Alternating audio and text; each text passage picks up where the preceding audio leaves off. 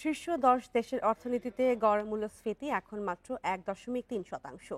এশিয়ার বৃহত্তম অর্থনীতি দেশ চীন ও থাইল্যান্ডের ভোক্তা মূল্য কমেছে, অথচ বাংলাদেশে মূল্যস্ফীতি এখনও ৮%-এর ওপরে।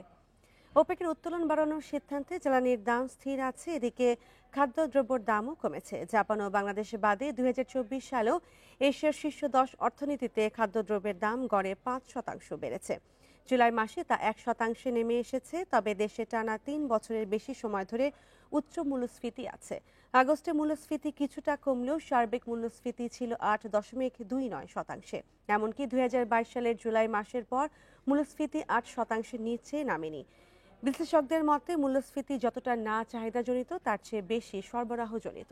ফলে সরবরাহ ব্যবস্থায় তদারকি ও স্বচ্ছতা না থাকায় অন্য দেশের তুলনায় দেশে মূল্যস্ফীতি বাড়ছে।